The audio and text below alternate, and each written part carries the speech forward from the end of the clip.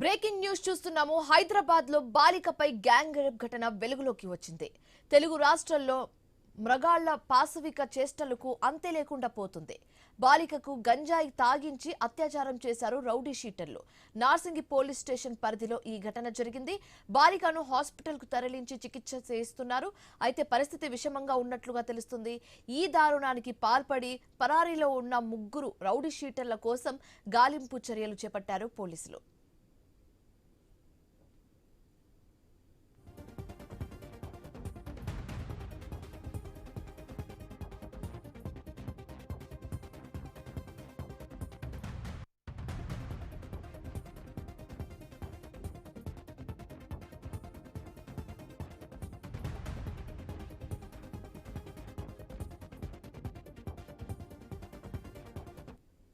హైదరాబాద్ లో బాలికపై gang rape ఘటన వెలుగులోకి వచ్చింది. ఇదే అంశానికి సంబంధించి మరింత తాజా సమాచారం మా కరెస్పాండెంట్ క్రాంతి ఫోన్ ద్వారా అందిస్తారు. క్రాంతి, ఈ ఘటన ఎక్కడ జరిగింది, ఎప్పుడు జరిగింది, స్థానికులు ఏమంటున్నారు, పోలీసు అధికారులు ఏం చెప్తున్నారు? హైదరాబాద్ మహానగరంలో అత్యంత దారుణ ఘటన చోటు చేసుకుంది. రోజు రోజుకి చిన్నారులకు రక్షణ లేకుండా పోతుంది.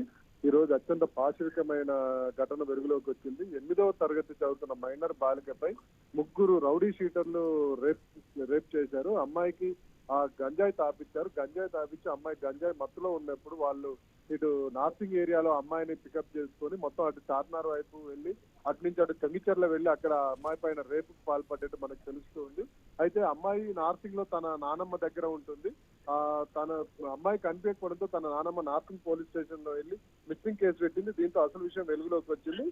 అక్కడ ఉన్న సీసీ కెమెరాలు ఇతర వాటి ఆధారంగా పోలీసులు కేసును దర్యాప్తు చేస్తారు. ఈ ముగ్గురు రౌడీ షీటర్లు ఎవరి పాత్ర ఎంత ఉంది, అమ్మాయికి వీళ్ళకి ఎలా పరిచయం అయింది, అమ్మాయిని వీళ్ళు ట్రాప్ చేశారా లేదా ముందస్తు పరిచయం ఉందా, ఇంకా ఇందులో ఎవరైనా ఇన్వాల్వ్ అయి ఉన్నారా అన్న కోణాల్లో పోలీసులు అయితే దర్యాప్తు చేస్తారు. ఇప్పటికైతే మనకున్న సమాచారం మేరకు వీళ్ళు ఎవరైతే నిందితులు ఉన్నారో వీళ్ళెవరు కూడా పోలీసులు అదుపులో లేనట్టు తెలుస్తుంది. వీళ్ళని అదుపులోకి తీసుకోవడానికి పోలీసులు గాలింపు చర్యలు చేపట్టినట్టు మనకు తెలుస్తూ ఉంది.